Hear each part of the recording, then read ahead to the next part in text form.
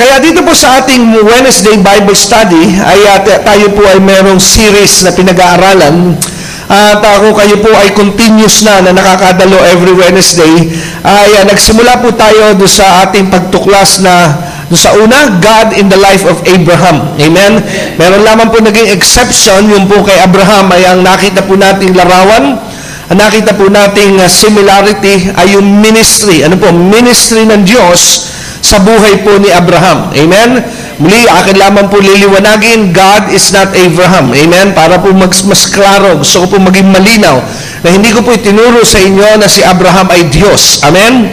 So, ang ating pong pinag-uusapan ay ating pong tinutunghayan gamit ang buhay ni Abraham para po makita natin kung paano po ba ang ministeryo o yung tinatawag na pagkilos ng Ama sa buhay po ng tao. Amen? At it so happen na sa buhay ni Abraham ay mababanaag po natin, makikita po natin ang pagsasalarawan kung paano po ang Ama. Ano po, kung ano ang kanya po tinatawag na relasyon, damdamin at pamamaraan sa kanya po mga balakid dito po sa ating sangkatauhan. Kaya nakita po natin yun sa ating unang page ng ating aralin, God in the life of Abraham. And then we move on. At I believe tayo po ngayon ay nasa pangatlo ito. Ano po? Pangatlo na na ating po tinitingnan. This time, we are looking for Jesus in the life of Isaac. Ano po? So, si Jesus sa buhay ni Isaac. So, ulitin ko rin po, the same thing, the same na salita ang aking pong gagamitin. Dito po hindi ko po sinasabi na si Jesus si Isaac. Ano po? Baka kasi magkaroon kayo ng misconception na baka tinuturo ni pastor si Jesus ay reincarnation. Hindi po tayo Buddhist. Amen?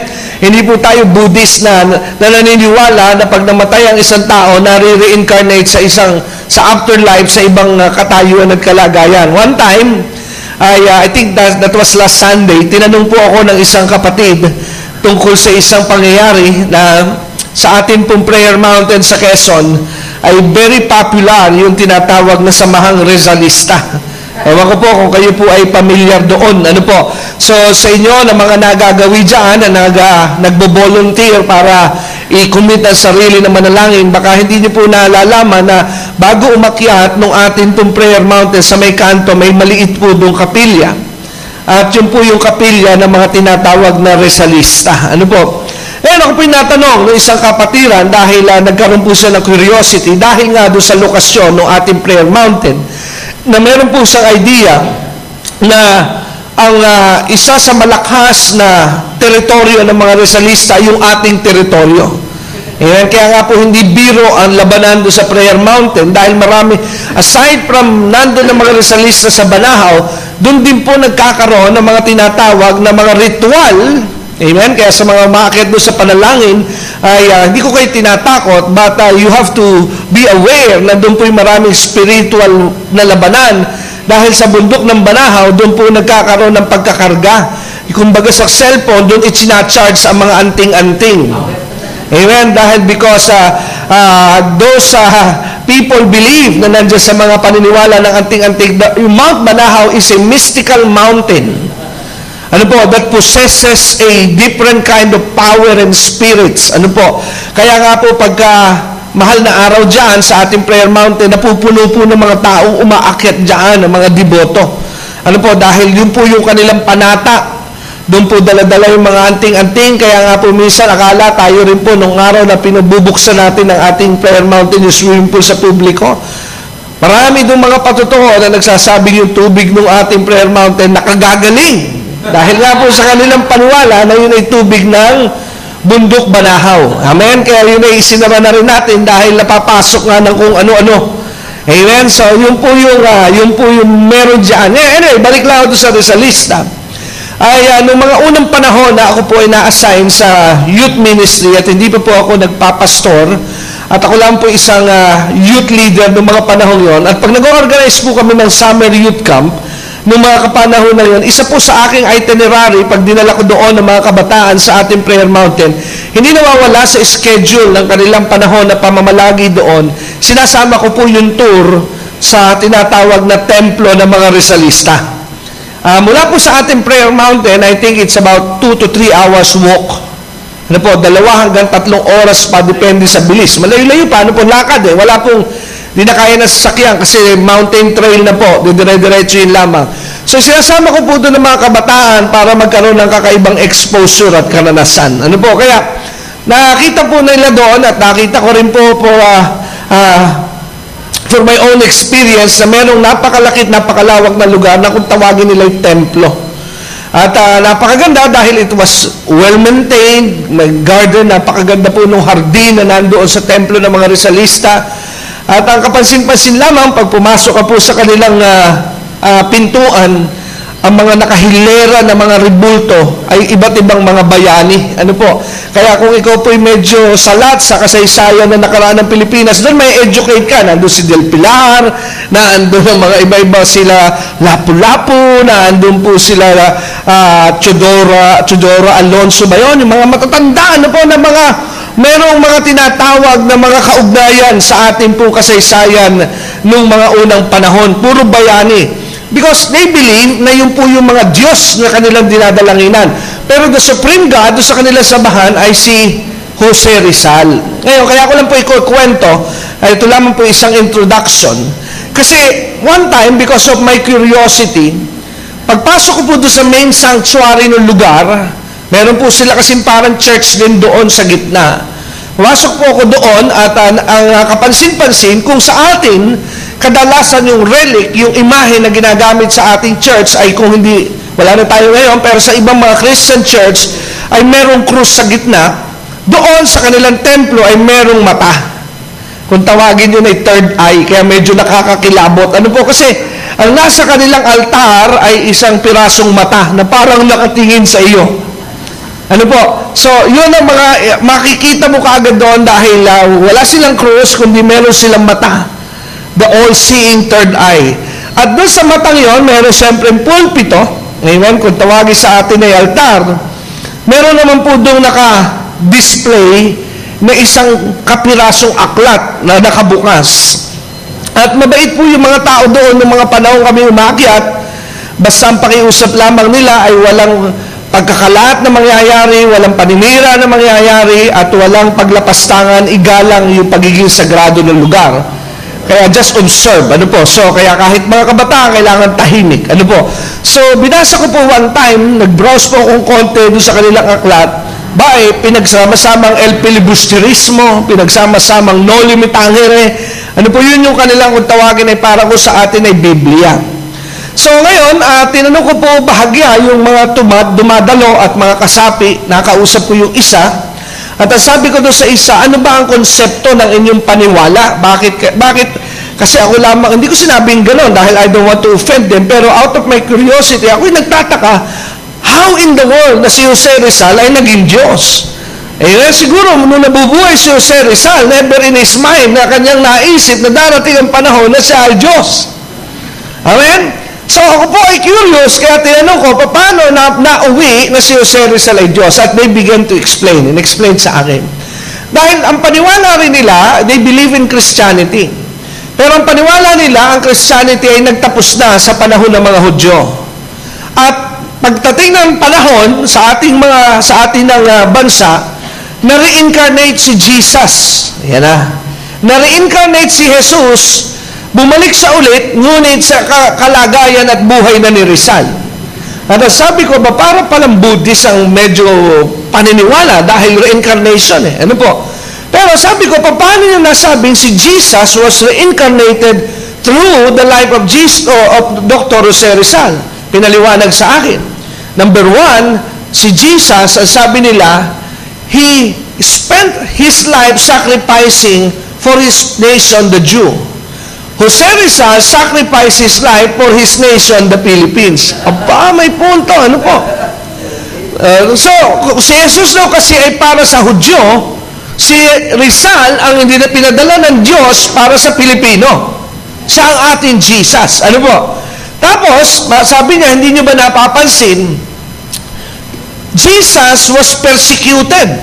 Rizal is also persecuted. Ba, talaga may punto. Ano po? Tapos, si Jesus ipinapatay sa publiko by way of dying on the cross. Jose Rizal was also killed in the public by means of shooting. Binaril sa luneta. Kaya pareha sila na nagsakripisyo para sa kanyang bayan. Kaya na-reincarnate daw si Jesus sa buhay ni Rizal, ngunit si Rizal ay namatay para sa kanyang mga kababayang Pilipino. Si Jesus, exclusive para sa mga Hudyo. So sabi ko, para may similarity rin sa Mormons' belief. Naghalo-halo na. Ano po?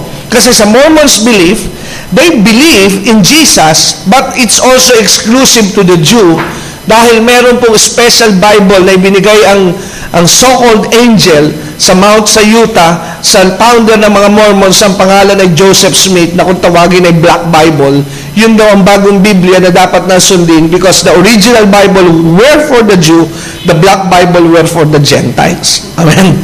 So, kaya nga po, kinento ko lamang po sa inyo because hindi ko po sinasabi that Jesus was reincarnated in the life of Isaac. Hindi po yun, Hindi po tayo naniniwala doon sa reincarnation na pag namatay ang isang tao, babalik sa ulit, pwedeng maging palaka, pwedeng maging hayop, ano po, no. We believe that once a human dies, that's it. Amen? Whether he be on hell or whether he be in heaven. Amen? Pero hindi na po sila para bumalik pa rito sa ibang paraan. Amen? Wala po yung katotohanan. Amen? Kaya sabi ng mga inchik, pag masama ka buhay dito, huwag ka alala, balik ka naman ulit, pakaayos ka na. Hello? Wala po yung katotohanan. Amen? Wala po yung katotohanan because it is only once appointed for men to die, sabi ng Biblia, and then judgment. Amen? Wala pong katotohanan na meron pa pong pag-asa ang tao pagkatapos ng buhay na ito. God has given man all the chances when he was alive here on earth. Hindi naman po na siguro masama, yung tao nga, kung minsan binigyan na 100 taon, 80 taon, yung ba'y kulang pa? Hindi mo ba masasabing grasya ng Diyos, ang haba na ng taon na pinagbigyan ka ng Diyos na mapag-isip-isip mo at mapagtanto mo na isuko mo ang iyong buhay kanino? Kay Jesus. Unfair pa ba ang Diyos? Ano po, sa haba na ng panahon na ibinigay? Amen? Kaya hindi ko po sinasabi yun, kaya akin lamang pong liliwanagin at ulit-ulitin para hindi po tayo maligaw at malito. Kaya ang ating pong pursuit, ang ating objective dito sa araling ito, ay ating pong ginagamit sa tulong ng Banal na Espiritu ang mga kasaysayan at mga tagpo sa lumang tipan na doon pala ay ating makikita na nandun naka-embed, ibig sabihin nung naka-embed, nandun na nakahalo, nakasama ang tinatawag na ministry ng Panginoong Yesus na hindi lamang natin napapansin. Pero naandun na sa lumang tipan ang mga tinatawag na mga scenarios, mga eksena kung ano ang balak ng Diyos sa mga darating na hinaharap. Amen. At nandun na hindi po pala coincidence ang mga personalidad na nagkaroon ng tinatawag na buhay sa ibabaw ng daigdig because majority of them has a relevance subject to the message of Jesus Christ in the coming days. Ano po? Kaya makikita nyo po na yung mga pangyayari ay bahagi ito ng kalooban ng Panginoon kasi meron nga po siyang tinatawag na nais na ipakita na tinatawag na mga mensahe sa lumang tipan pa lamang. Kaya i-move on na po natin para madugtungan ng ating araling ito. Nakita po natin sa buhay ni Isaac yung ilang mga tinatawag na similarities. Ano po? Sa buhay po ng Panginoong Yesus. Amen. So nagsimula po tayo, bibigyan ko lamang po kayo ng mga tinatawag na quick review para po sa ating pagdaragdag at pagtutuloy dito sa araling ito. Ang una po natin tinunghayan sa buhay po ni Isaac ay yung kanyang una po, number 1 is his miraculous birth. Amen? So, summary na lamang po ito. Ating pong pinag-aralan ng mga nagdaang Miyerkules na nakita natin yung similarity ng kapanganakan ni Isaac at kapanganakan ni Jesus. Jesus was born miraculously. Di po ba? Nakita po natin na talaga yung pagkakapanganak ni Jesus in the flesh was a miraculous event. Kasi hindi po siya ipinanganak sa paraan ng normal na proseso na kapanganakan ng tao. Bakit? Because Jesus was born out of a virgin. Hindi po sa ginamitan ng lalaki, hindi po nagkaroon ng bahagi, amen, ng ambag sa buhay at katauhan ni Jesus si Jose. So, kung hindi po si Jose nagbigay ng katauhan, neither did Mary. Because the egg cells of Mary were never used. Amen? Dahil hindi naman po makakabuo ng tao ang egg cell lamang. Kailangan po, science will always tell us that in order to form human being, there must be a combination of egg cell and sperm cell. Amen? And the egg cell will not remit. Hindi pwede siyang i-release ng isang babae pag wala pong meeting ng sperm cell. That's a human anatomy. Di ba? Very basic yun na i-release yung egg cell, lalabas din yung sperm at maghahanapan sila ng partner. Amen? So, pero sa kaso po ni Jesus, that normal creation system or process did not happen. Amen? Kaya nga kinailangang ipaliwanag ng anghel ng Diyos kay Joseph ang buong pangyayari dahil gusto na ni Jose na tumakbo, pero sabi ng anghel ng Diyos kay Jose, don't you worry, amen, it's not your fault, amen, hindi mo ito kasalanan, hindi kasalanan din ito ni Maria, huwag kang matakot, because the baby inside of Mary, amen, hindi ito dahil nasalisihan ka ng ibang lalaki. Amen? Now, sabi ng anghel ng Diyos kay Joseph, because the baby in the womb of Mary was from the Holy Spirit.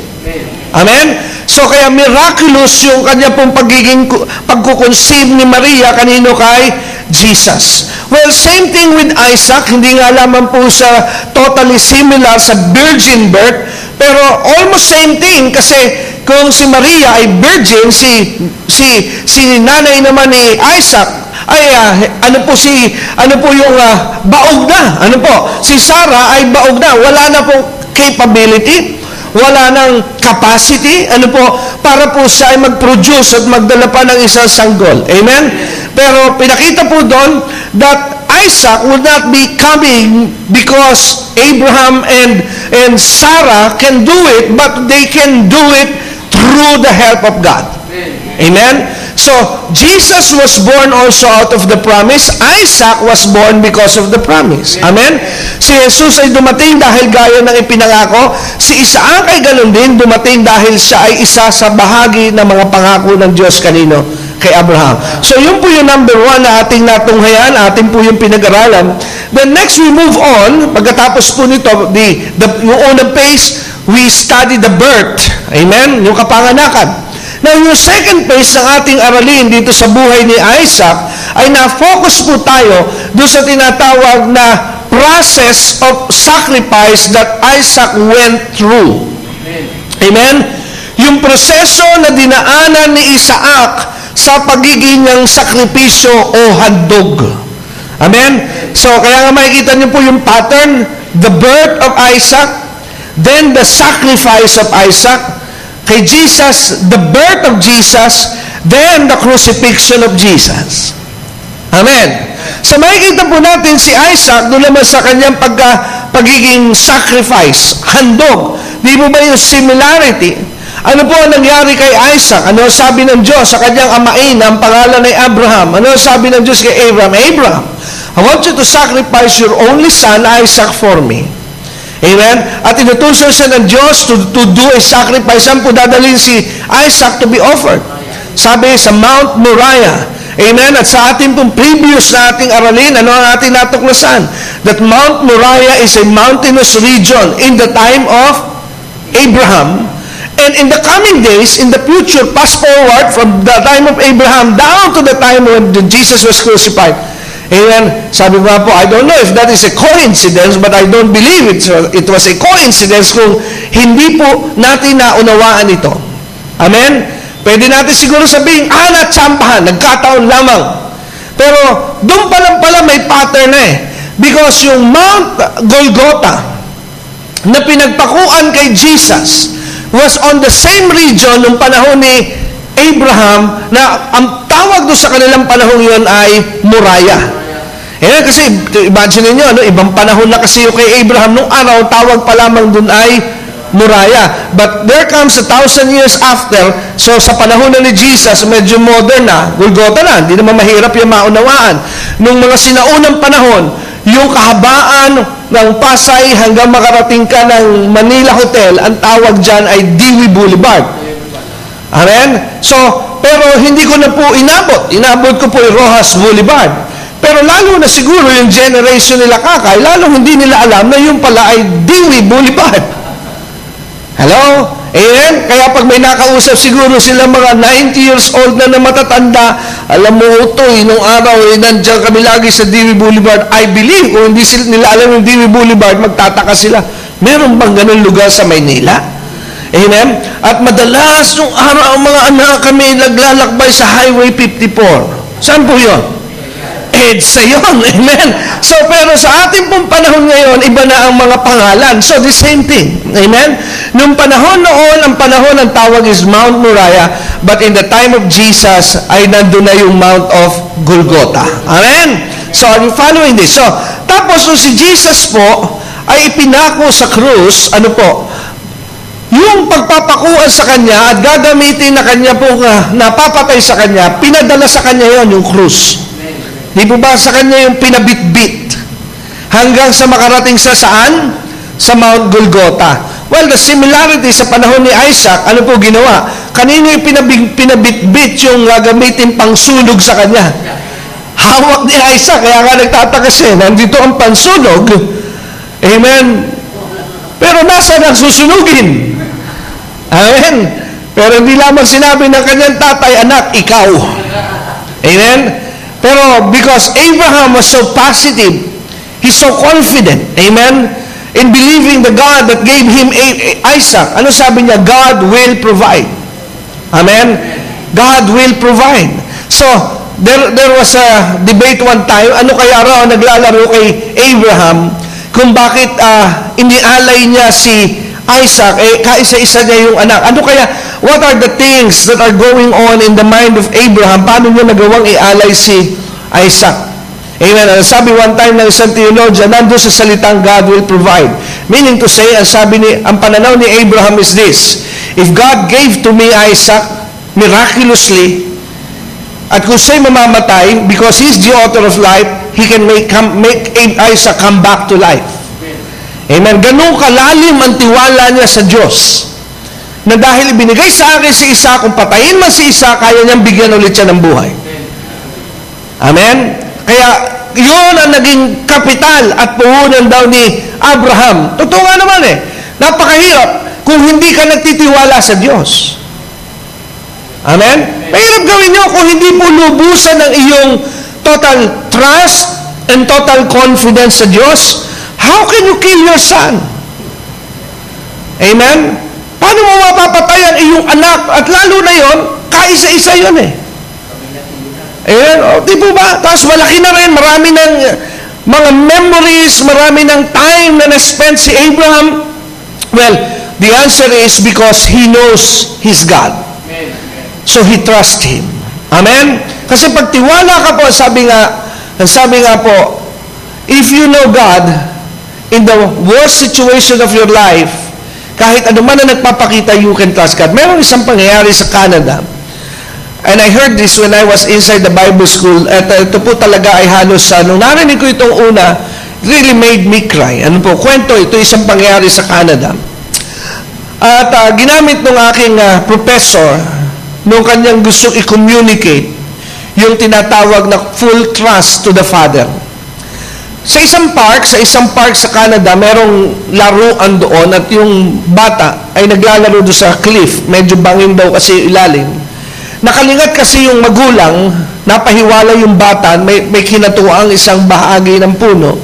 Pinilit niyang abutin. Bangin po yun. So, it end up na siya po ay nahulog. Amen? Nahulog po siya. Pero, ang himala, nung siya po'y mahulog, doon sa baba nung cliff na yon, nung bangin na yon, nakakapit siya sa isang sanga ulit. Kaya siya po'y nakakapit doon, kaya napigilan na siya po'y bumagsak ng todo. Now, dahil it's a park, nakita po ng maraming tao yung nangyari, kaya nakatawag kaagad sila ng tinatawag na rescue. Hindi po, sa Canada, sa Amerika, mabilis po rescue dyan. Amen?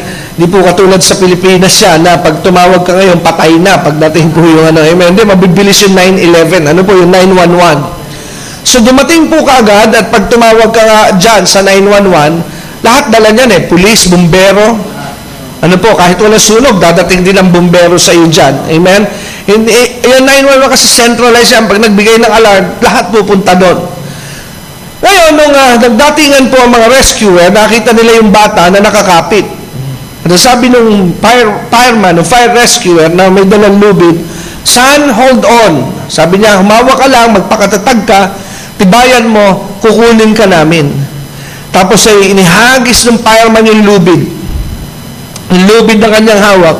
Ang sabi ng fireman, "I want you to grab the rope." Hawakan mo yung rope at hintayin mo yung kasunod na instruction. Ayaw ng bata humawak. Ang sabi ng fireman, "Please, hawakan mo na yung rope." Ang sabi doon sa bata, sabi niya, "I will only hold the rope if you call my father."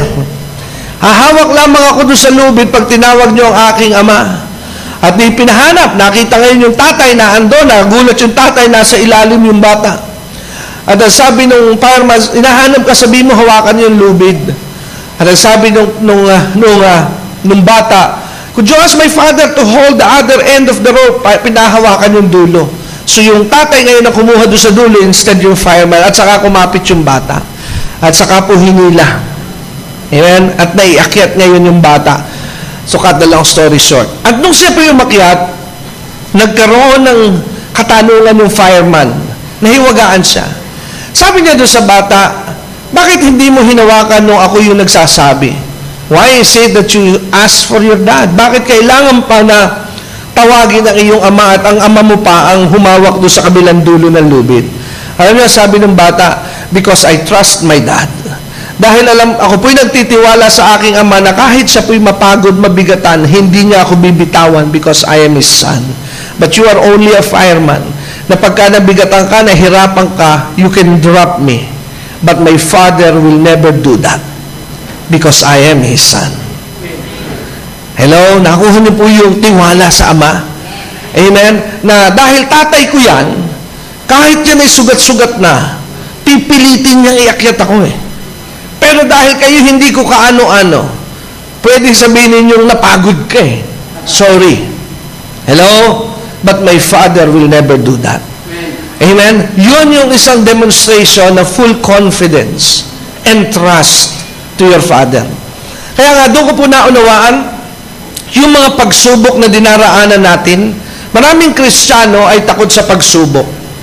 Alam niyo po ang pagsubok, pag dumarating po ito sa buhay natin, that is one method that God gives you a lesson so that you can trust Him.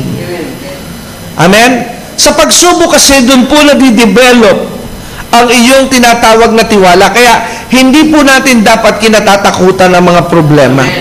Let us set our minds that when problems came up and show up, this is an opportunity to trust God. Amen? Pag may dumating sa ating problema, wag po tayong mabigla. Una kaagad nating isipin, ito na naman ay napakagandang pagkakataon para ako'y makapagtiwala sa Diyos. Amen? Kasi yung mga karanasan mo sa Diyos, sa mga nagdaan mong karanasan, yan ay magiging gamit sa mga darating pang problema. Halimbawa, kung may karanasan ka sa Diyos na ang 100 piso ay tinustusan ka ng Diyos, pag dumating ang panahon na meron kang 1,000 naman pangailan, babalikan mo yun I know how to believe God in 100 peso deficit or lack. So kaya ko sa rin paniwalaan sa 1,000 dahil nakita ko na tinutulungan niya ako sa 100. Hello? Amen? Kaya nga sabi ni Bob, ako'y naniniwala na sa Diyos na ako'y tatanggap ng 1,000,000. Alam mo, minsan mahirap ka agad yun. Hindi ko sinasabi imposible. Paano ka magtitiwala sa Diyos sa 1,000,000 sa halaga 100, hindi ka baro magtiwala sa Diyos? Nakukuha po ba natin? Amen? Kaya minsan, pag may lumalapit sa akin, Pastor, ako po'y naniniwala sa Diyos. Pakipray, pakisama, may palaki akong pagpapala. Minsan, tinitingnan ko rin, ito bang taong ito may ganung pananalig? Amen? Amen? May ganun ba talaga itong pananalig na magkakaroon siya ng ganung kalaking halaga? Amen? Well, hindi ko po sinasabing imposible, Pero malaki yung chance, imposible dahil baka sa 1,000 hindi siya makapanalig, di lalo na sa 10 milyon. Hello? Nakuha po natin. Kaya, ang buhay po natin sa bawat problema, pagsubok, that is an opportunity and training for us to trust God. Amen? Galing nyo doon sa kwento ng bata kanina, yung bata kwento ko kanina, marahil, hindi ko po alam, I may not know, but marahil. Kaya ganun katiwala siya sa kanyang ama dahil maraming beses na siyang naranasan niya na hindi siya iniiwan ng tatay niya. Hello? Tama? Kaya kung marami siyang karanasan sa kanyang ama na never siyang iniwan, so bumbu ang tiwala niya ngayon. Pero wala siyang karanasan, palagay ko hindi rin siya magtitiwala sa tatay niya. Hawa po natin. Kaya dito po sa buhay ni Isaac, nagtiwala si Abraham sa Diyos dahil he knows God. Alam niya, kilala niya ang ama na nagbigay sa kanya kanino kay Isaac. Kaya ini-offer ni Abraham sino? Si Isaac. At pinadala ng Diyos ni Abraham sa kanya yung kanyang tinatawag na panggatong. Similar sa nangyari po kanino kay Jesus. Now let's continue. Ito na po ang ating karugtong at dito na po natin uubusin ang mga oras na ating pananatili sa lugar na ito. So, the birth, the sacrifice. Now, pagkatapos po ng sacrifice, buksan niyo po ang inyong mga Biblia, if you have your Bibles with you today. Samahan niyo po ako sa Genesis chapter 24. Sa Genesis chapter 24, and we will be reading from verse 1 hanggang sa makarating po tayo sa verse 4. So, samahan niyo po ako doon. So, kung kayo po ay nasa Genesis 24, verse 1, ganito po ang natala sa talatang una. Abraham was now old and well advanced in years, and the Lord hath blessed him in every way. He said to the chief servant in his household, the one in charge of all that he had, put your hand under my thigh. I want you to swear by the Lord, the God of heaven and the God of earth, that you will not get a wife for my son from the daughters of the Canaanites, among whom I am living, but will go to my country and my own relatives and get a wife for my own son Isaac. So, pansinin po natin ang nangyari sa Genesis 24, verse 1 to 4. Ang sabi po ng Biblia, ng pagkakatala rito sa 24 kapitulo, talatang 1, sabi po ng Bible, by this time, matanda na raw po sino? Si Abraham. Sobrang tanda na niya. Amen? Kaya pero nung binasa ko ito, sabi ko parang, matagal na matanda si Abraham. Pinanganak si Isaac 100 taon na parang nababataan pa pala sila noong mga panahong yun. Ano po? Anyway, kasi iba po ang buhay nung araw. Mahaba. Amen? Pero ang tinutukoy po dito, sobrang tanda na. Amen? Pero yung 100 years old, I believe it is enough. Matanda na rin si Abraham noon. Pero dito sa puntong ito, sa Genesis 24, sobrang tanda na ni Abraham. Pero dinescribe din ng Bible sa kanyang pagiging matanda because konti na lamang, siya po ay patapos na ang kanyang buhay sa ibabaw ng lupa, pero napakaganda ng buhay ni Abraham dahil ang sabi ng Biblia, hindi siya mamamatay na hindi pinagpala. Sabi ng Bible, by this time, sa sobrang katandaan na ni Abraham, ano sabi ng Bible? Ang sabi, the Lord hath blessed Abraham in all things. Meaning to say, by that time, si Abraham po was so prosperous, not only in the spirit, but in the realm of the material things. Amen? So, pinagpala po si Abraham sa lahat ng bahagi ng kanyang buhay. And what caused Abraham to be blessed with all things was God. Amen? Kaya gusto ko lamang pong gamitin din ito to stir up your faith na magkaroon kayo ng pananampalataya, gusto ba ng Diyos, kalooban ba ng Diyos na tayo po ay magkaroon ng tinatawag na material possession? I believe He does. Amen? Gusto po yan ng Diyos. Amen? Gusto po ng Diyos na tayo pagpalain because He did it to Abraham and I believe He can do it as well in our lives. Ginawa ng Diyos kay Abraham na pagpalain, hindi po sinabing pinagpala lamang sa spiritually, but the Bible says, in all things. We are talking about things here. Amen? So pinagpala po siya ng Diyos sa mga material na pagpapala. At si Abraham, nung panahon yun, sabi ng Biblia, nung siya po ay matandang-matanda na, pinatawag niya ang isa. Ano po? Isa sa kanya pong tinatawag na alalay, alipin. Servant ang ginamit. So, singular, pero by this time, hindi po pinangalanan. Hindi po inilagay yung pangalan who this servant was. Amen? Maybe because si Moses, because he was also the author of Genesis. Hindi rin niya nakilala kung sino po yung servant na tinutukoy na yon na ipinatawag ni Abraham. Isa lamang po yon. Amen?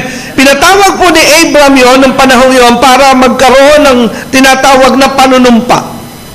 Pinasumpa po niya yung servant na yun sa kanya at sa Diyos. Amen? Sumumpa ka sa Diyos, sumumpa ka sa akin. Mahirap po yun. So, ang panunumpa nung araw, in our modern time, is a contract. Para kang pinapirma. Hello?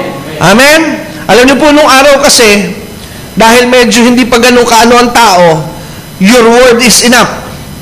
Pero habang umiinog ang panahon, hindi na po mapapagkatiwalaan ang salita ng tao. Kaya pag may utang, papirmahin mo. Hello? Mahirap na yung pahiram muna. O basta may utang ako sa iyo 10,000 ha? Mahirap yung gano'n. Hello? Amen? Mahirap yung gano'n. Maganda na ngayon may kontrata para wala pong marami ngayon may Alzheimer pagdating sa utang. Amen? Ano yung Alzheimer? Nakakalimot. Meron ako kakilala. Sabi rin isang, Pastor, meron ba naman tayo isang kapatid kay Kristo? Sa tagal ng panahon, nakalimutan ko na. Sabi sa akin, naghahalungkat ako ng aking mga files. Nakita ko, meron pala siyang pinatago sa akin cheque na hindi niya pinadeposit. Naalala ko. Pinahiram ko siya in good faith. Walang kontrata ka ako. Wala. Talagang dahil kaibigan ko siya, kapatid ko pa siya kay Kristo. Kaya doon ako nagtiwala. Sabi ko, kapatid, hindi lahat ng kapatid kay Kristo ay katiwa-tiwala. Hello? Amen? Malaki 50,000 Ano po? Palibasa, kaya din yung inutangan. Limot niya yung 50,000. Naungkat lamang. Ano po? But this happened 2 years ago. Ano po? Pero 2 taon na. Nakalimutan niya. Minsan kasi pag marami kang tinatanggap ng pera, minsan nakakalimutan mo yun No? So, nakalimutan niya, nabuklat daw niya. This just happened 2 weeks ago, nung kausap ko yung kapatid. Nagkwento siya sa akin. Ano nangyari, kako? Sabi ko sa kanya, Pastor, Brad, kako, may utang ka nga pala sa akin. May naalala mo, may cheque ka na pinahold mo, wag muna i-deposit kasi wala ka kamong pera. Nakalimutan ko na, nag-ayos ako ng file, nakita ko. Paano kaya ito? Alam, sabi sa kanya, hindi ba bayad na yan, Brad? sabi niya, Pastor, buti na lang may cheque akong hawak. Kung hindi, tapos na pala ako. Hello? Kaya maraming makakalimutin ngayon Sometimes, it's very rare that there's a person that honors his word. Bihira na po ngayon ang tao pa na ino-honor niya ang kanyang salita. But here's the thing. Your word is your personality. Amen? Ang lagi po nating iingatan ay ang ating salita. Hello? Because through our words, we will also be destroyed as a person. Amen? Pero noong unang panahon, sapat na yun Pero ngayon nga po, kailangan na rin ang pirmahan just to be sure. Amen? Kasi nga po, meron na ngayong mga tao na hindi na ino-honor ang kanyang salita. Amen?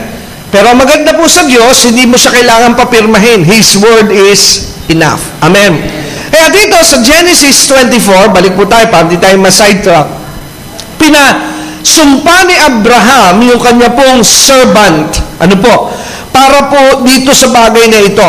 Ano po ba yung purpose? Pero bago natin ituloy sa Genesis 24, magdaragdag lamang ako ng mga ilang mga points. Ano po? Para magkaroon tayo ng illumination doon sa ministry ng Panginoong Hesus dito. And gusto ko pong ating mapansin dahil ito pong Genesis 24, verse 1 to 4 na ating binasa, ay nangyari. Okay? Ito po'y nangyari kasi the last mention of the name Isaac was when he was being offered sa Mount Moriah. Okay? Doon po huling binanggit yung pangalang Isaac. And after that, di na napag-usapan si Isaac. After no nangyari. Then here comes again, ano po? Dito ulit lumitaw ang pangalang Isaac. Amen? Dito ulit lumitaw ang pangalang Isaac nung panahong iyon. At yung pangalang Isaac, nung lumitaw ulit from the first mention was, he was told by God to be offered. Now, dito ngayon, sa second mention, sa Genesis 24, the name Isaac was mentioned pagkatapos nung incident ng paghahandog, dito naman, pinahanapan na siya ng asawa. Okay. Now, tingnan po natin yung ilan sa mga tinatawag na details para po ating makita yung mga bagay na ito. Ngayon, si Isaac, nung siya po ay ipinag-utos ng Diyos ang pag-aalay sa kanya through his father Abraham, do you have any idea how old was he nung siya po inihalay? Ha? Hindi po eh. Amen. May idea kayo? Sige po, guess naman. The Bible doesn't mention, pero dahil meron po mga meron kang mga pwedeng i-access, ano po? Like, sa akin pong pag-aaral, isa sa akin binabasa, para mag-connect sa history of the Jew was sometimes I'm relying sa mga writings ni Josephus. So Josephus was a Jewish historian. Kaya hindi nakatutulong yung mga details dahil alam niya yung mga culture, yung mga senaryo ng mga ginagawa ng mga Hudyo. Pero dito, kasi the Bible never mention about the age, pero meron po ako natuklasan na isang source para magbigay ng clarification do sa edad. Kung tawagin po ito ay Olam Rabbah. This is a Jewish book. Olam Rabbah, ito po ay nandoon yung mga tinatawag na mga na pag-aaral tungkol sa mga ilang mga detalye, years, inputs, minsan kasi sa pag-aaral ng mga topic, subject, nakatutulong yung mga points na ito. Na sometimes outside the Bible, but it helps you interpret it. Amen? So ngayon, si Isaac, ito na po. I found out that when Isaac was sacrificed by his father sa Mount Moriah, he was 37 years old. Amen? 37 years old na pala siya. Amen. Ganun na po ang kanyang edad. Amen? 37 years old na po siya nung siya po ay ihandog ng kanyang ama sa Mount Moriah.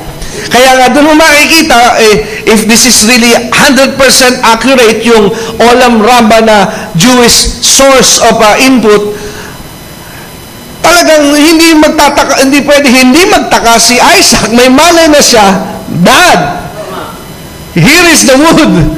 Where is the sacrifice? Buti hindi tumakbo. Kasi mulat na siya. Aware na siya. May isip na siya.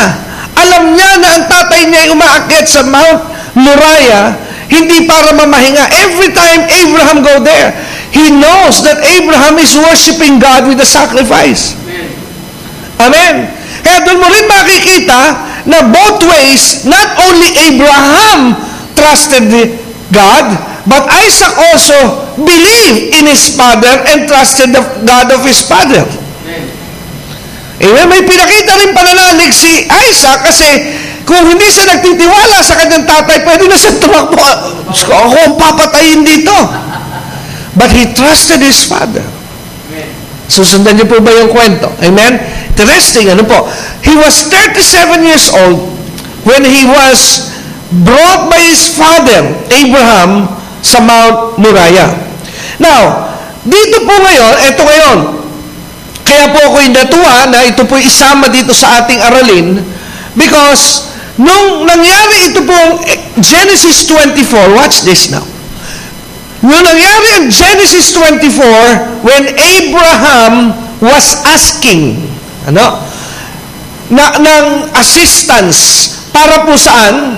Sa kanyang anak na siya po ay magkaroon ng ikuha ng asawa.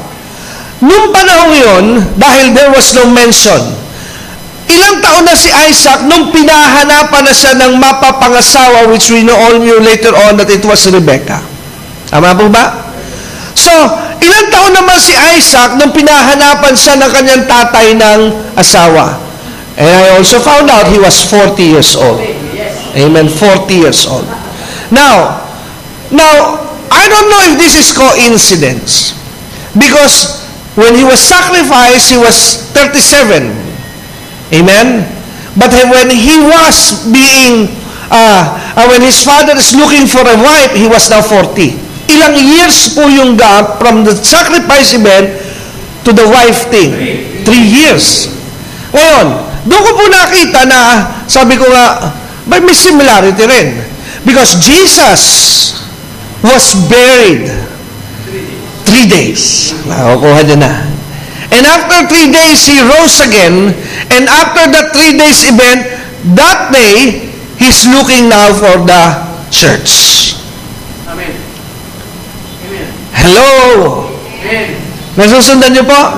Kaya nandun din yung parallel, yung similarity that after 3 days, or after 3 years naman kay Isaac, then Abraham was looking for a wife for his son. Kaya hindi magkalayo yung 33 years ng Panginoon pinakasal. Tama po. Parehas halos hindi nagkakalayo. Ano po? Kaya nga doon ka ma-amaze na naka-embed na ang story ni Jesus sa panahon pa lamang nila Abraham at nila Isaac. Hello? Kaya nga, mahirap ka nang lumayo eh. Kasi sisirain mo yung istorya ni Jesus, nandun na yung pattern. Nakukuha po natin. Kaya makikita po natin yung nangyari sa buhay pong ito ni Isaac. May connection, may similarity sa kanino sa mangyayaring buhay ng Panginoong Jesus. And another thing, gusto ko pong idagdag din sa ating kaalaman. When Isaac was 40 years old at siya po ay nandun na sa ganong edad, mga kapatid, hindi po siya ang naghanap ng asawa. Hello? He never go anywhere and go looking for a wife for him. Hindi po siya naghanap. Sino po ang nakaisip na ikuha siya ng asawa? Number 1, it is God. But who will bring the wife to Isaac? The servant. Same thing. We will never know Jesus as the church without the Father permission and without the Holy Spirit's power. Amen? Hindi rin natin makikilala si Jesus kung hindi pinahintulutan ng Ama at hindi tayo dinala ng banal na Espiritu. Amen? Kaya nga akala po ng iba, salvation is man's work. No. Hindi po trabaho ng tao ang kaligtasan. Trabaho po yan ng Diyos. Hindi lahat ng tao'y pwedeng makakilala sa Diyos unless God wills him to understand Jesus. Yun po ay nasa salita ng Diyos. Amen? Kaya nga di po ba ang mga alagad, madalas na sinasabayan ni Jesus, "You did not choose me, but I choose you." Amen? Sabi niya sa mga alagad, hindi kayo ang pumili sa akin. Ako ang pumili sa inyo. Kaya nga ang encouragement sa atin. Alam mo, kung ngayon ay nakilala mo ang Jesus, mapalad ka. Bakit? Bilyon po ang tao sa ibabaw ng daigdig. Huwag na tayong lumabas. Diyan lamang sa baba, napakaraming tao. Kaya minsan pag ako'y tumatayo dyan, minsan may pagkakataon na ako'y tumatayo at binabaling ko ang aking lieg at paningin. At sinasabi ko sa Panginoong, salamat po. Bakit? Ang dami nitong taong ito Pero bakit sa akin mo ipinakilala si Jesus? Hello? Amen? Alam niyo ba na hindi po lahat ng tao, kahit tumayo ka dyan, ilagay mo, magsalita ka, o sa paano man paraan, lagay mo ang banner na napakalaki, magsisi kayo, kailangan niyo si Jesus. They will never respond to you. Yes. Amen?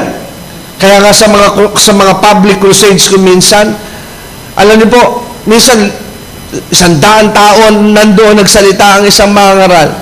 Kahit isa lamang ang maligtas. Okay na. Amen. Bakit po? Kasi hindi mo naman trabaho yun eh.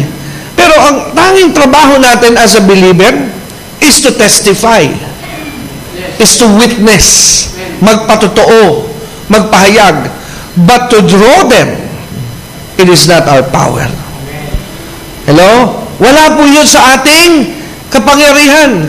Kaya ang approach kung tama, pag may dinala sa yung tao, ang una mong sabihin, wala akong magagawa kung hindi tutulong ang Panginoon. Hello? Dahil dalhin mo man sa akin ang masamang tao, kung hindi bubuksan ng Diyos ang kanyang isipan at pangunawa. Kaya nga, yung iba, kala nila, basahan mo nga sa ng Biblia, pakita mo nga sa kanya na mali ang kanyang ginagawa. Kahit po yan, basahan ko ng iba't ibang translation. Kung hindi ang Ama ang magbubukas sa kanyang isipan, hindi po na niya maunawaan ang katotohanan. Amen. Amen. But it's still our duty to speak the word. Pero ang akin lang po sinasabi, huwag tayong mawalan at manghina kung minsan tayo kasi nangihina na wala naman kasi naniniwala sa akin, pastor eh. Okay lang yun. Basta ginagawa mo ang iyong obligasyon na magbahagi ng Ebanghelyo. Kung hindi man sila mag-response at di man sila tumanggap sa Panginoong Yesus na dinadala mo, just put it in your mind. Baka hindi sila binubuksan ng Diyos sa bahaging yon. Nakuha po natin. Amen. Kaya, 40 years nang si Isaac po ay ipahanap ng kanyang ama, ng kanyang tinatawag na mapapangasawa. Ngayon, bigyan po natin ng pansin yung servant. Bagamat na sabi ko na una na ako sa akin pong lesson plan. So, Abraham is a type of God sa ating nakita, sa mga nagdaan. This is just part again of the review. Now, Isaac was a type of Christ. Tama? Si Abraham ay sumisimbolo, kumakatawan sa ministeryo ng Ama. Si Isaac ay kumakatawan naman sa ministeryo ng Panginoong Yesus. Now, the servant ay kumakatawan sa ministeryo ng Banal na Espiritu. Amen. Ngayon, mapapansin po natin dito sa tagpong ito sa Genesis 24, mga kapatid. Hindi po pinangalanan ang tinatawag na servant. Tama po ba? He was never named. Hindi po nilagay kung sino po siya. The Bible simply calls him as servant. Ating i-analyze because there is a reason kung bakit hindi na po kinailangan bigyan pa ng pansin at halaga na pangalanan yung servant na ito ni Abraham because it will speaks of the ministry of the Holy Spirit. Amen? Dahil ang kanya pong i-represent sa tagpong ito ay ang ministeryo ng Banal na Espiritu. Kaya ano po ba ang Banal na Espiritu? The Holy Spirit is the third person or the third member of the Godhead. Trinity. Father, Son, and the Holy Spirit. Amen? Ngayon, yung iba, hindi po sila naniniwala doon sa doctrine and concept of Trinity. Dahil ang kanilang paniwala, God is only one. Kaya ang tawag doon sa kanila ay oneness. Amen? We believe that God is only one, but He exists sa tatlong persona. Amen? Para rin pong tayo. Tayo po individually, iisa. Pero naniniwala ka bang meron kang espiritu? Naniniwala ka bang meron kang kaluluwa? At meron yung katawan, di ko na siguro sa tanungin, niniwala ka bang may katawan ka? Of course, kita mo na eh. Hello? Amen? Pero yung dalawa pang bahagi, though hindi mo nakikita, but yet they are true. Amen? Nakukuha po natin yun. Ngayon, ang Panginoon ay meron tatlong persona. Ang Ama, ang Anak, at ang Banal na Espiritu. Ngayon, for the study purposes, pinangalanan po yun ng salitang Trinity. So, though the Bible doesn't use the word Trinity. Pero para lamang magkaroon po ng katawagan, nilagyan po ng mga scholars, mga Bible scholars ng salitang Trinity. Pero marami pong instances sa Biblia na nagpapatunay na ang Diyos po'y nag-i-exist sa tatlong persona. Amen? Ngayon, sa Genesis na lamang, meron pong isang hint na kaagad sa Book of Creation, you are correct? Nung lilikhain ng Diyos ang tao, di ba may kausap siya, sabi niya, let us make man in our image. Kaya nasabi niyo iba, baka naman anghel ang kausap, I don't think so. Kasi the image of God is so unique, He is not like angels. Tama? Amen? Hindi po siya katulad ng anghel. Kaya kung sasabihin niya, gawin nating ang tao na katulad natin, kausap niya ang anghel. So, parang sinabi ng Diyos that I am an angel. Tama po ba? But God is higher than angels. Tama po ba? Kaya, doon pa lamang, bagamat hindi pa klaro, pinakita na merong kausap ang Diyos. He is not alone. Amen? Pero nung dumating po ang Panginoong Yesus, na-reveal yan eh. Lalong-lalo na nung siya po'y binabautismohan ni Juan Bautista sa Jordan River. Amen? May 30 nagpatotoo na nakita doon. Bumukas ang langit at may narinig na tinig. Ano, sabi nagsalita, ito ang pinakamamahal kong anak na aking kinalulugdan. That's one. Sino po yung nagsasalitang pinakamamahal? The Father. Amen? Yun po yung Ama. At habang si Jesus ay nasa Ilog Jordan, He's the second person. Amen? Kinonsider ng Ama that this is my son, that's the second person. Meron bumababa.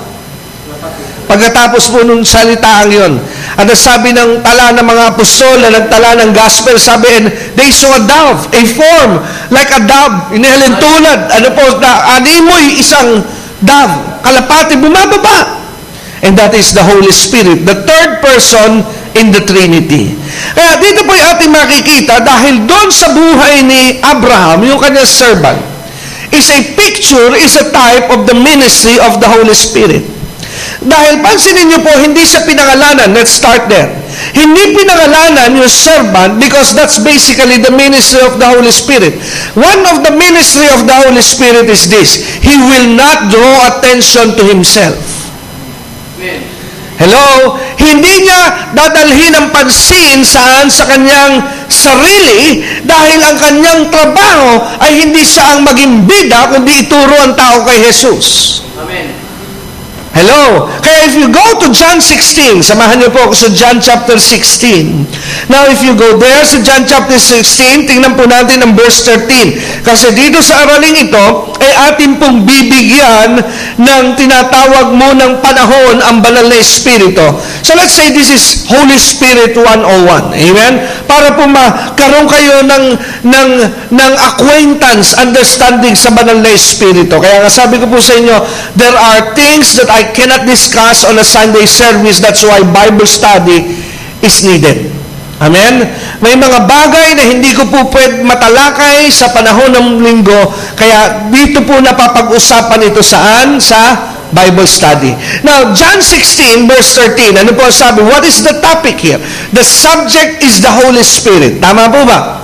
And Jesus was speaking. Ang pinag-uusapan ay ang banal na Espiritu at ang nagtuturo at nagsasalita ay si Jesus. Amen. Kaya sabi niya, howbeit when He, referring to the Holy Spirit, sabi niya, the Spirit of truth. So, doon pa lamang may hint na that the Holy Spirit, one of His ministry is to speak the truth. He will never tell you lies. Amen? So, para magkaroon kayo ng idea, the Holy Spirit is the Spirit of truth. Kaya hindi kanya pagsisinungaling. Amen? Kaya sabi niya, narinig ko sa banal ng bawat, tinanong, may pera ka ba? May pera ka. Pero dahil ayaw mo mabawasan, may nahingi sa'yo ng tulong, biglang sasabihin mo, narinig ko kasi sa banal na Espiritu, sabihin ko daw, wala. Hello? Sabi, wala kang pera. Ngayon, ang tanong po ba, is that the Holy Spirit? No. Why? Because the Holy Spirit, you can identify Him, He will never speak lie. He will always be speaking truth. Amen? So para ma-distinguish nyo ang leading ng Holy Spirit, yun po yung unang palatandaan. He will always speak truth. Amen? any form of a lie, hindi niya i-advise sa iyo. Because the Bible did not say He is the spirit of lie. Amen? Hindi po magpapayo sa iyo ang banal na espiritu na taliwas saan? Sa katotohanan. And He goes on, Jesus goes on, ang sabi ng Panginoon, and when He is come, kasi nung sinabi ni Jesus yan, hindi pa ipinagkakaloob ang banal na espiritu. Ano? Kaya medyo tingnan lang po natin yung dispensation of time, kasi nung ipinagkaloob ang banal na espiritu, that is in the book of Acts, sa upper room. Pero nung kausap niya rito ang mga alagad, hindi pa na isa-send ang banal na espiritu. But ahead of time, sinabi na niya na may parating. Pero para maunawaan na nila ang banal na espiritu, sabi niya, when He comes, He's the Spirit of truth. Sabi, His job is to guide you. Amen? Ikaw ay kanyang akayin saan? Patungo sa katotohanan. Amen? Kaya ang banal na espiritu, dadalhin ka saan? Sa katotohanan. Hindi ka dito dadalhin saan? Sa kasinungalingan. Amen? He will lead you into truth. Kaya nga, sabi ko po sa inyo, it is very helpful when you are reading the Bible. You ask the Holy Spirit to guide you. Para hindi ka po mauwi sa maling interpretasyon. At kung ikaw din ay makikinig, hindi ko po pinagbabawal sa inyo na makinig sa ibang mga mangaral. You are free to listen to every preacher. But, be sure that when you listen, pray first. Na ang makuha lamang ninyo at ang manatili lamang sa inyong puso ay katotohanan. If it has nothing to do with the truth, sabi mo, Holy Spirit, don't allow it to be in my heart. Hello? Kung wala po itong koneksyon sa katotohanan, banal na espiritu, huwag mo pong ilagay sa puso ko. Ngunit kung ang tinuturo ng mga ngaral ay may koneksyon sa katotohanan, please put it in my heart. Amen? Nakukuha po natin. Kasi baka mamaya, pinakikinggan nyo pala, alipores na ng mga kulto. Amen? Amen? Nakukuha po natin. So, nakahakay ka saan? Sa kasinungalingan na. Ngayon, pag ikaw po'y under the guidance of the Holy Spirit, you will know this is not the truth. This is a lie. Because the Holy Spirit will always resist. Amen? Magkakaroon ka ng bagabag ko minsan, magkakaroon ka ng hindi ka mapanuto dahil parang uncomfortable ako dito sa naririnig ko. Parang hindi totoo. Amen? Now next, sabi po rito, sabi ni Jesus, He will guide you, number one, into all truth. Next, sabi niya, He shall not speak of Himself. Glory to God. Amen? Hindi niya isasabihin ang kanyang sarili. Amen? Ibig sabihin, when He comes, He will not promote Himself. Why? Because He will promote Jesus. Hello? Alam niyo, the Lord gave me a revelation about this. One thing you know, that the Holy Spirit is behind the ministry in the church. Para makita mo at ma-distinguish mo na talaga nga ba ang banal na Espiritu nandun sa simbahan at nandun sa ministeryo yun. Isa sa paraan is Jesus being lifted up. Because if the church is always lifting Jesus in a message, in worship, in everything they do, then they are being led by the Spirit. Pero pag ang gawain na tinataas ay yung pastor, pag ang gawain ng pinapasikat ay yung ministeryo, oh no, draw back. This is not the Holy Spirit move. Because when the Holy Spirit move, He will always draw people to Jesus. Amen? Amen? Kaya doon mo makikita na pagka ang isang simbahan ay ang nagngangalanda ka na, pinopropose na yung ganda ng sistema ng kanilang church, pero hindi mo na makita ang simbahan na dinadala lahat ang atensyon patungo kanino? Kay Jesus. Then that is one way that you can analyze that this is not being led now by the Spirit. Why? Because a church that is led by the Spirit will always be Jesus-centered. Hello? Si Jesus ang laging pangunahin doon. Kaya nga, alam niyo po, I believe that these coming times, we are going into a season na ang Panginoon, ang banal na Espiritu ay nagkakaroon ng revival. Have you ever noticed na may marami ngayong gawain na naglalakihan? Nagkakaroon ng move ang Panginoon and you don't even know who the pastor is. Amen? Pero malalaman mo may mga nangyayaring kakaiba doon. Malaki ang nangyayari doon. Sino kaya ang pastor? Wala ang pangalan yung pastor. Nameless. But the ministry is flourishing because that's the work of the Holy Spirit. Because the Holy Spirit doesn't want your name to be magnified, but there is only one name that will be magnified, and that is Jesus. Hello? Kaya nga, sabi po dyan, when this Holy Spirit comes and He is now within us, and sabi, He will not speak of Himself. And then sabi, whatsoever He shall hear, that shall He speak. Amen? Yun lamang sinabi sa Kanya, yun lang ang Kanya sasabihin. Kita niyo po yung servant. Number one, His name doesn't matter. Pangalawa, kahit siya may gustong type, pwede sabihin niya, mas maganda ako na lang pipili ng asawa para kay Isaac. No. Hindi siya pwede. Kailangan lamang gawin niya yung sinabi ng Ama. Tama? Amen? He cannot push what He wants. Kailangan lamang niya gawin na yung gusto ng Ama. So that's the ministry of the Spirit. He will not do, persist, or insist His want. But He will just do what His Father, what Jesus wants. Amen? Kaya yan po ang ministeryo ng banal na Espiritu. Kaya kapag pinag-aralan niyo po yun, siya ang magdadala saan sa tao. Papunta kanino? Kay Jesus. Parang ganito yan mga kapatid eh. Isang araw, and we're almost done. Nakuha ko ngayon yung pattern. Ito pala yung formula. The Holy Spirit will bring the person to Jesus, and Jesus will bring the person to God. Amen? Pero meron pang isa. The church, amen, will speak the word, and the Holy Spirit will work out the word to draw the person to Jesus. And Jesus will bring him to God. Amen? Kaya ang unang trabaho ay simbahan. Pero ang mag-i-empower sa salita ng simbahan ay ang banal na Espiritu. At ang banal na Espiritu, pag na-empower na niya, dadalhin niya ang tao kanino kay Jesus. At pag ang tao na kay Jesus, dadalhin niya sila kanino? Sa Ama. Matatag yung mananampalataya. Bakit? Kasi hindi siya pinilit, hindi siya pilersa, he was drawn. Kaya yun po yung sinasabi ko sa inyo, encounter. Pag ang isang mananampalataya may encounter sa Diyos, naranasan niya, mahirap mong alisin sa pananampalataya yon. Kasi naranasan ko ang Diyos eh. Meron akong unforgettable experience with God. Hello? Amen? Pero pag pinilit lamang, wala namang talaga encounter, pwede yung umalis kasi maboboring yun. Parang hindi ko nararanasan eh. Pero pag naranasan mo ang Diyos, umpisa pa lamang na iyong relasyon, hirap umalis.